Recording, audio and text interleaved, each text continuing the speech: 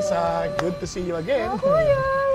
A great privilege po para po kami makasama ninyo. Again, we remind you to subscribe kung hindi pa kayo subscriber at patuloy ho nating ikalat at ibalita sa ibang tao ang mga bagay na ito upang marami po pa tayong matulungan. At ulitin ko po ito ay payo lamang. Ibig sabihin, pwede ho ninyong di pansinin yung payo o kung hindi angkop sa inyong konteksto or pwede rin hong ito po ay bahagi ng maaring factors ng inyong pagdidesisyon. Ayan po. So mga kuya, di ba meron po tayong Q&A? Meron po tayong isang bagong segment ngayon. Ito po yung mga questions na, kung baga ang tawagin natin ay man on the streets. Kung baga yung mga questions ay galing po sa kalye talaga. Opo, opo. Ano street ba? Okay. Iba-iba ho yung mga kuya. So mga kuya, ready na po ba kayo sa first question natin? Man on the street question? Ito po. Number 1. What can I do for my friend who is in a relationship with a married man? Mga kuya, kasal. She always asks me for prayers, but I can see that she is not deliberately trying to get out of the relationship. I feel so helpless looking at where she is now. Ayan po mga kuya. Totoong tanong po yan, galing sa kalye. In love siya sa isang tao na may asawa na. Yung yung kaibigan niya. Oo, kaibigan niya. Mali yun. Tigil lang yun. Hindi, yun nga po. Parang hingi ng prayer. Hindi naman gumagawa ng anumang aksyon para makawala doon. Oo. Concern po siya sa friend niya. Na in the relationship, in love with a married man. Yes po. Di payuhan niya na maghanap na lang siya ng iba. So Kasi, papayuhan. Kasi, anong intensyon niya doon? Aagawin pa niya sa ibang babae yun? Sisirain yung pamilya na? Ganon yun eh. Ayan. Alam mo, tama si Kuya Erwin, no? Pero tingnan natin, maaaring saan ba gagaling yan? Ikaw ba ay kaibigang lalaki o kaibigang babae? Tama Baka po. mamaya ikaw ay kaibigan lalaki na meron ding interes sa babaeng niyaon. Pwede. Pwede yun. So, pagka ganun ang sitwasyon, siyempre, talagang mag-pray ka pa rin. Kasi ang intention mo na, tulungan yung kaibigan mo eh. Apo. Ngayon, lagyan na natin sa best scenario na pareho kay babae na concern ka talaga sa kaibigan mo. Yes, hindi masamang patuloy mo siya ipag-pray. Then whatever God tells you to do, sabihan mo rin yung kaibigan mo nga yan eh. Sabi mo, babuti pang sabihan mo harap-harapan yung kaibigan mo kaysa saksakay mo sa likod, di ba? Sabihin mo sa kaibigan mo, pinagpe-pray kita, pero tingin ko sa'yo, hindi ka naman seryosong iwasan yung kinakasama mo o kaya yung karelasyon mo na may asawa. Now, isipin mo kung ikaw yung asawa ng lalaki na yan. Di ba? Tapos merong kaugnayan kapareho mo. Di ba? Kaya, yes, continue to pray and ask for God's wisdom paano mo siya kakausapin at paano siya ma-deliver sa ganoong emotional dependency doon sa lalaking kanyang karelasyon na may asawa. Yun. So, hindi kasi madali ang emosyon, ha? Minsan, ikaw pa aawayan eh. Pero, at least, maliwanag sa puso mo, mali yun, at gusto mo siyang tulungan. So, ipag-pray mo siya, payuhan mo siya kung kinakailangan. At saka, syempre, kung kailangan tulungan mo siyang maiiwas, baka pwede mo siyang, mamaya, meron ka pala, sumama ka sa akin, pumunta tayo sa ibang bansa para makaano ka muna. Ganito. Oo, kaya, tanggalin mo yung telepono niyan, huwag mong huwag mong kukontakin yan, mga ganon. Mga practical na cut off any form of communication. Parang sa ganun, hindi ka masira, di ba? Kasi kailangan makaalpas ka dyan. Kasi kung hindi ka aalis dyan, trap ka na talaga. Kaya, gawin mo lahat ng magagawa mo para matulungan siya makaalis. Opo. Pero mga kuya, paano po kung kunwari talagang ginawa mo na lahat, pero talagang alam mo na parang hindi niya talaga kayang iwanan yung, yung kasama niya na married na. Kumbaga, parang gusto mo na mag-give up. Pwede po mo mag-give up na parang, sige na nga, bahala ka na nga, desisyon mo yan eh. Parang, tas nagagalit ka pa sa akin, sinasabi mo na nakikialam ako masyado sa love life mo. Paano yung mga kuya? I mean, ano ba yung, kasi baka sabihin na masyado ka nang nangihimasok, parang, wala ka na sa boundary parang friend ba talaga kita, sumusobra ka na, hindi naman kita nanay, gano'n. Paano ba yung mga kuya? Parang, where do we set the line? Ayun. Tanungin mo siya, ano ba talaga ang gusto niya? Gusto ba niyang matulungan siya o gusto niyang naghahanap lang siya ng sasang-ayon sa kanya.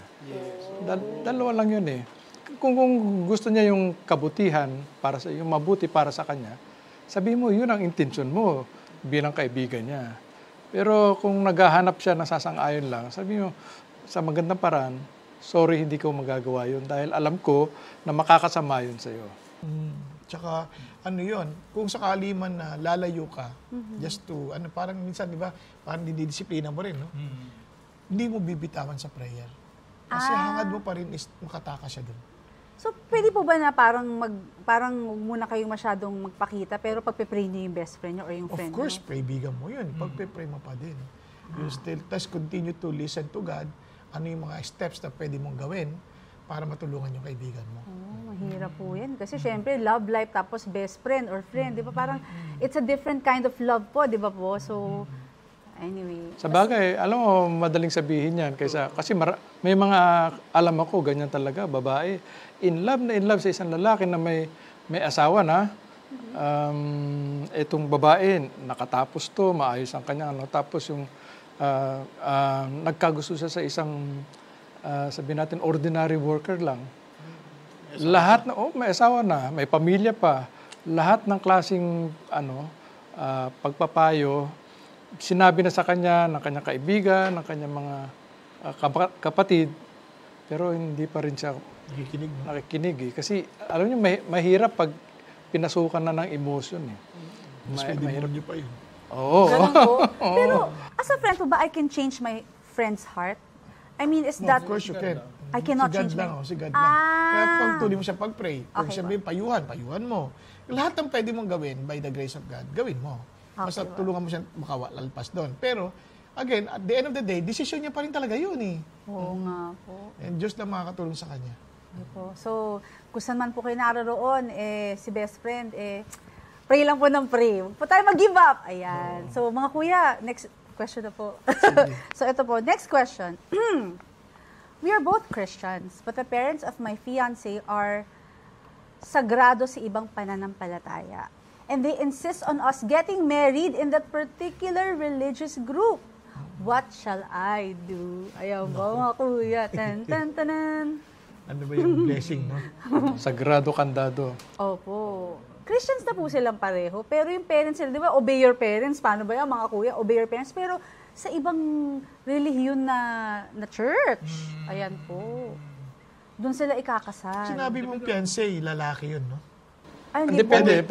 Ano Pareho lang pronunciation kasi ng fiancé na babae, fiancé na fiancé lalaki. din. Spelling lang nagkaiba. Oo nga. Ano dito, Fiancé, lalaki to, babae. oo. Palagay ko, lalaki yung papangasawa. O babae yung mapapangasawa niya. Normally kasi, yung babae, yung parents, sila ang magdidikta na kung saan sila ikakasal. Paano po kaya yun, mga kuya? Una-una, siyempre. Merong ibang mga, may mga iba't ibang senaryo. One, they will wait for God, to act sa parents. Kasi you have to ask for your parents, blessing eh. Di ba? So, hintayin mo yon, isang possibility. Hintayin mo yon na payagan kayo to get married to wherever you want to. Opo. To solemnize your marriage. Or, parang ganito. Ewan ko kung ano to. Correct niyo rin ako, Kuya Erwin. Yung ganito, kakausapin ko yung mga magulang ko. Sasabihin ko, dahil yung marriage is not only about yung religion, no? It's about our relationship and relationship with God. Okay? At syempre, may relationship namin sa inyo affected. Ang magkakasal pa rin naman si God eh. Hindi naman yung religious group. Papayag kami sa gusto ninyo. Okay. Ito, bibigyan ko na, bubuin ko yung kuha na. Sorry, papayag ako sa gusto ninyo dahil gusto lang namin panatiling bukas yung pintuan na makita ninyo at marinig nyo pa rin yung mensahe ng mabuting balita ni Jesus Christ. Kasi kung baka hindi na namin kayo papansin at aawayin na namin kayo o pagpipilitan namin yung gusto namin, baka magsara yung pinto at hindi na namin kayo makausap. Okay. Isang bagay yon. Pero sana, payagan nyo rin kaming ikasal din sa gusto naming paraan. So double wedding? Oo, pwede gano'n eh. Pwede gano'n. Di ba, may mga nangyari tayo ganyan, Oo, ano? may mga ganon. Meron, Oo, kaya parang papayag kami, because we respect you. And at the same time, we don't want to close the door, mag-cause ng barrier na hindi nyo marinig yung mabuting balita. Opo. Diba? Isa yon. Isang possible scenario yon, ha? Kahit magpe-pray mo kayo sa Panginoon Diyos. Pwede naman na hindi na lang muna kayo magkapakasal, maghihintay kami until you give your blessing to us. Diba? Minsan, kasi kami naman ay kakasal eh. Opo. Diba? Parang ganon. Kaya ang ano pa rin doon, dapat wag mo alis yung galang at kung sakali magpapaliwanag ka with all due respect. Diba? Parang ganon. And always, clarify. Pinaglalaban mo lang ba yung conviction mo o pinaglalaban mo rin ang kaligtasan ng magulang mo? Wow. Diba? Importante din yun eh. meron akong alam na, nga, kinasal sila sa ibang simbahan, rather religious group, pero ang pinakiusap nila, kung pwede, yung pastor natin dito ang magbigay ng mensahe doon. So, nakapag-share siya ng gospel doon. So, yun. Con-celebration ng tao. Oo. Con-celebration. Pero yun, may permission din of course ng mga leaders doon sa simbahan na yun. So, Pwede po pala yun. pwede yun. Ngayon, ang question really, at sang-ayon ako sa lahat ng sinabi ni Kuya Bong, is, what makes a wedding a marriage? Ano talaga nagbibigay ng visa sa union na yon? Is it yung church o is it the state? Kasi kahit na ikasal ka sa kahit saang simbahan, pag hindi mo ni-register yan sa gobyerno, baliwala yan. Hindi kayo kasal. So Legally, no? Legally, it is the state which makes that marriage. Hindi yung simbahan, hindi yung church. Kaya gusto natin church kasi ang nasa isip natin, the church, God gives His blessings through the church. Pero hindi. Kaya nga sinabi ni God, all authorities are from Him. All authorities from Him. There is no authority except yung authority na galing sa Kanya. So, ang pinaka-authority, primary authority of the land is the state. Kasi sabi nila, yung mga civil wedding, hindi ko gusto yun kasi mas gusto namin simbahan.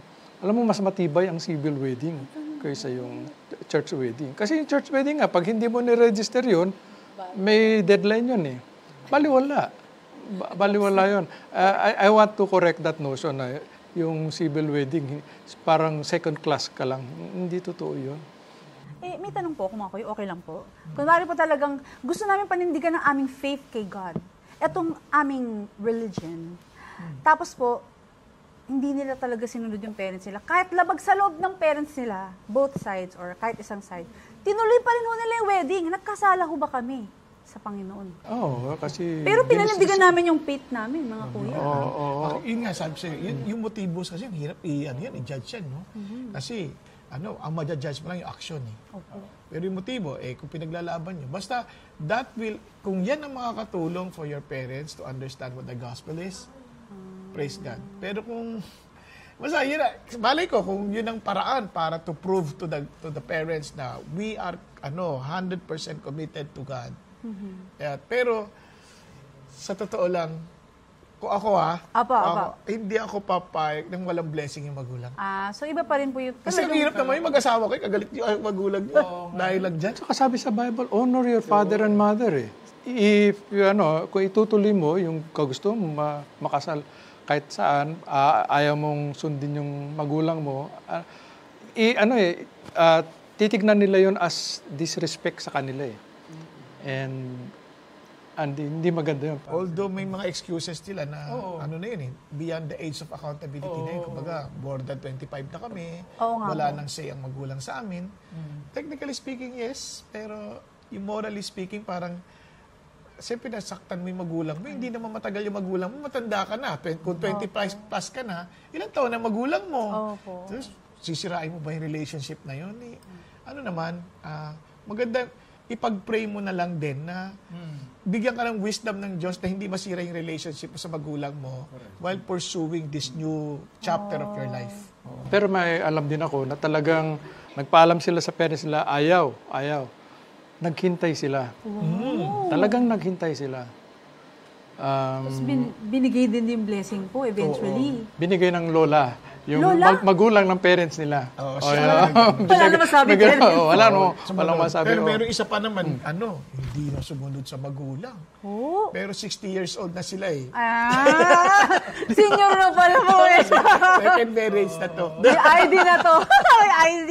Thank you mga kuya. Alam mo, salamat po. Kasi alam niyo po mga kuya, kahit hindi natin naririnig yung ating mga nanonood at puro comments, pero I'm sure marami yung nagdadaan sa ganyan. Oo. Mahirap talaga. Mahirap kasi may mga konteksto eh. Kaya kasabi sa iyo, again, if it is appropriate to your condition, pansin nyo, maraming action na pwedeng gawin. No? So, what is appropriate, you pray to God and the Lord will guide you. But those are, kumbaga, parang you're not violating what the scripture is saying. Whichever is, parang you choose whatever yung sa bagay na yun. But, siyempre, ang leading ng Holy Spirit pa rin ang magdidictate talaga. Oo. Thank you po. So mga kuya, kasalan na po ito, pero medyo bumalik tayo mamimili pa lang tayo ng ating God's best. Okay lang po ba? Kasi next question po is, does every person have a God's best? Ayan. Is it possible for someone to miss out on God's best or even marry someone who is not God's best? Ay, kamali. Ganun. Is there a second best in case a person does not end up with God's best? No. Ayan. Kung second best, hindi na siya best. Then, mahirap. Alam mo ganito yan, Tosca. Yung question na yan, very impractical yan eh. Ayan po yung lagi. Sorry. Bakit ka mo? For example, si Mike, God's best mo. Opo. In Yan your po yung mind, paniniwala. using that premise. Naniniwala ka talaga. Pero si Mike got married to somebody else. Sira na yung order. Ikaw, hindi mo na makakapag-asawa ng best, tapos yung babae na pangasawa ni Mike, halimbawa lang, hindi niya na makita yung best, tapos nagkagulo-gulo na yung order ng best. Di ba? Kaya ang ginawa ng Lord, ang binigyan niya tayo ng wisdom ng mga possible na batayan na hanapin natin sa ating mapapangasawa. Okay po. 1, we have the same faith. 2, we have the same direction. 3, we have the same parang mission from the Lord, di ba? So, tsaka yung nga, in fact, even pa nga sa preferences, hindi mo pa masasabi kasi minsan sabihin nila, opposite attracts.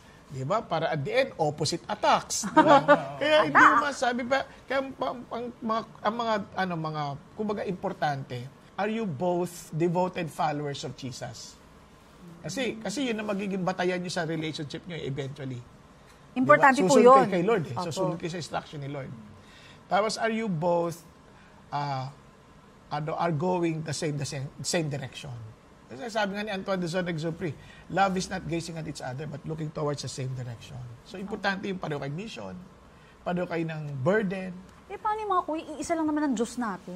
Hindi kasi iba-iba pa rin ang pasanin. For example, si Lord ang Diyos mo, pero ang burden mo for the poor. Yung isa naman, ang burden niya for the rich. Nako nyo, may mga yun eh. Di magkaiba na kayo kagad ng direksyon.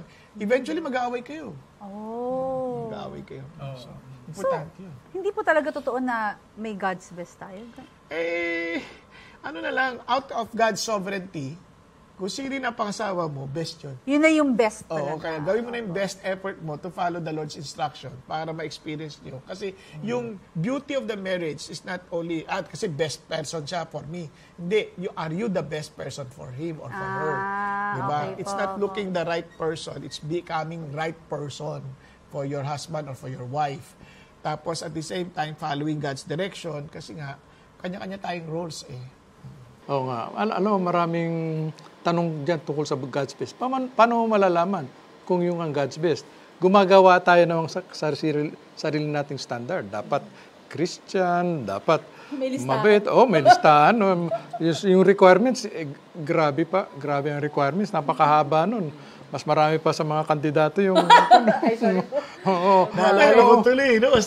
Kuya Erwin, yung tanong na nung 16 years old siya, ang gusto ko, blondie, committed follower of Jesus, tapos 6-footer at least. Yan, di ba? Tapos nung mga 18 na, wala pa rin ang liligaw. Sabi niya, Lord, kahit na hindi 6-footer, basta matangkad. Tapos kahit na hindi blondie, basta tisoy, ganyan, di ba? Committed follower ni Jesus. O pagdating ng mga 30, wala pa nang 30 naman, dapat na 30. Bilisan na natin kasi baka mabutan tayo ng oras. Eh, no?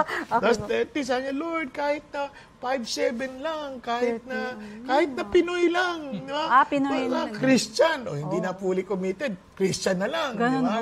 Nung bandang uli, 40 na, Lord, basta buhay at mainit. Bumababa yung standard, depende sa edad eh. So ano pong lesson doon mga kuya? Huwag masyado mapili. Hindi, ang gano'n? lesson doon nga, una, focus ka muna kay God. Ayun. Focus ka muna. Kasi tingnan niyo, ito, ewan ko, kung tama to ha. Hindi si Adan naghanap ng asawa eh. Ayun nga ho, di ba? Busy siya sa mga animals. Si God ang nakakita ng kanyang pangangailangan. Wow. So, dali natin sa Diyos. Kasi sila nakakalam kung kailangan talaga natin ng partner o hindi. Opo. Di ba? Tingin mo, kailangan ko ng partner. Hindi, next year. Babasahin ko lang ang sinasabi sa 1 Corinthians 7:39. The wife is bound by the law as long as her husband lives. But if her husband is dead, she is at liberty or she is free to be married to whom she wills. Ibig sabihin, ikaw mamimili. Ikaw po mamimili? Ikaw mamimili kung sinong gusto mong mapapangasawa. Binigay sa atin yung freedom to choose ng Diyos. Kasi kung sasabihin natin, Lord, ikaw na mamili ng asawa ko, tapos hindi nag-work yung marriage, sisisihin mo pa si God eh. Hindi ba? So, actually, yung concept ng God's best, nanggaling sa akin, kababasa ko, parang similar yan sa mga pagan belief na soulmate. Kasi sa mga Egyptians, naniniwala sila na nung nilikha ang tao, hinati ng mga gods yung kaluluwa. So may kalahati. So isisilang na 2 tao yan. Ngayon, ang isa sa mga layunin mo para makita mo yung kalahati mo, yung soulmate mo. Ayun po pala yun. Pero it's a pagan belief. Kasi naisip ko nga kuya, God's best, kunwari nga po nabalo na. So yung mapapangasawa mo, second best na yun? Parang ang sakit naman ho nun, di ba? Tsaka isipin mo, may standard ka dyan. Sabi mo, Christian, mabait, ganyan. Tingnan mo yung nasa Bible, si Joseph na anak ni Jacob. Sino na pangasawa? Daughter of a priest of Egypt. Pagkano yun? Si Salmon, sino na pangasawa? Si Rahab, prostitute. Ganun din si Hosea, prostitute din. God's best ba? Hindi niya pinakasalan si Mackerel. God's best ba yung mga yun? God's best ba? Si Boaz na well-respected, na pangasawa niya si Ruth, Moabitess, Gentile woman. God's best ba yun? Sa standards natin? Kaya, kumisan, gumagawa tayo ng standard na napakataas. Siguro sa tingin ko, pag tinitignan ng mga anghel yan, napapailing na lang. Tignan itong mga tao ito. Masyadong... pero parang di matalino ka din. Siyempre, halimbawa, kung naintindihan mo ang tawag may maging presidente ng Pilipinas, tiyakin mo rin, kasama sa palatuntunan, na yung asawa mo, hindi naman yung, di ba, parang... isipin mo rin yun. Yung gano'n. Pinakasalan mo, yung yaya mo. Hindi sa pang-insulto sa yaya, kaya lang, alam mong hindi yun ang magiging angkop na tao para sa pagiging first lady. Kasi mahirap din eh. Ako nag-ambisyon ka maging presidente ng Pilipinas. Parang meron standard din eh. Kung baka magalit sa atin yung mga yaya. Siyempre, parang Cinderella. Maliban na kung si yaya naman nag-aral din talaga at naging wala nang problema. Yung makakatulong ba? Basta mahalaga, it helps you to fulfill your mission. Ayun. Tama ba ko yun? Dapat magkasing level kayo at least. Ang hirap kasi na magkaibang level. Pwede naman yun. But in the long run, parang may hindi ka masyadong happy kasi hindi ka na nakakapag-communicate sa level na gusto mo eh. Tsaka may hindi naman sa pang-insulto sa in terms of economic status, no? Minsan kung talaga ikaw ay tao, kunyari ako lalaki, at talagang mapagmahal kang tao sa mapapangasawa mo. Iklagay mo kung ito ang tatay nito, ganito siya pinangangalagaan. ngayon ipapasa na sa akin yung karapatan o responsibilidad mga alaga sa kanyang anak. Mapoprovide ko pa rin ba yung same standard of care na binibigay ng tatay niya? Pressure. That's what I'm saying. Ibig sabihin, kung hindi naman, then be honest enough to admit na hindi ko kaya yan. Pag nag-usap kayo ng babae, hindi ko maibibigay yan. Would you still be willing to be partner with me to accomplish God's purpose? Pwede yun eh. So, pero in all practicality, kinukonsider mo din yun. So, ang magpapakasal po pala o pagpipili ng partner, hindi lang based on emotions. Kailangan pinagpaplanuhan, tinitingnan natin kung same direction talaga tayo. Yes, kaya love with all of your mind eh. Pero of course, very central to that is love. Biblical love. Dapat kasi dapat si Jesucristo nasa sentro ng inyong pagsasama eh. Without that, kahit na sabihin mo magka-level kayo, pantay kayo sa lahat ng bagay, walang... Kasi mga kuya, dati nung dalaga pa ako, syempre kailangan pogi lang. Pero nung nagiging mature na ako, hindi pala pwedeng pogi lang. Kailangan mature. Maraming mga factors pala, mga kuya. Hindi lang pogi. Parang naalala ko tuloy nung nag-apply akong trabaho. Pag-uwi ko, tay, isa lang qualification na pas ako. Ano? Pleasing personality. At least, Kaya mga kuya. Tanggap eh. At least sa start, mga kuya, di ba? So, mga kuya, alam niyo po, na-enjoy ko po itong Man on the Streets. Kasi ito po yung, kumbaga, heartbeat ng mga tao na nakikilala natin sa kalye ba? Kaya, mga kuya. Tsaka huwag kayo magpapaniwala sa panlabas na itsura lamang. Kasi nagbabago yan eh. Ang dami kong mga classmates, ang gaganda noon. Tapos ngayon, ang layo na itsura nila sa katotohanan. Noong bata sila. Kaka-hurt naman ho. Hindi ko sinasabi, hindi man alam kung sino sa kanila. No? Pero kahit naman ako kahit naman ako, akala ko pangit ako noon. Baligtad eh. No? Yun naman ang gusto ko sa inyo, kuya. Joke lang. Secure kayo kay Jesus. ikaw yung tinatawag ugly duckling. Alam mo yung story ng ugly duckling? Pangit siya eh. Kasi mukhang hindi siya duck eh. Tapos naging swan. Kaya pala siya iba. Kaya yun. Ikaw yun. Joke lang po ako. Para naman, kasi sobrang tayo serious eh. Ang lokas-lokas yun naman. Ay, anyway po. So mga kuya, ito na po eh. Alam niyo po, pag talaga nag-enjoy, kulang ang oras. So mga kuya, sa ating mga nanonood natin na talagang faithfully sumusubaybay sa ating payong kapatid. Thank you so much. So mga kuya, please, words of encouragement sa ating mga nanonood. Yeah.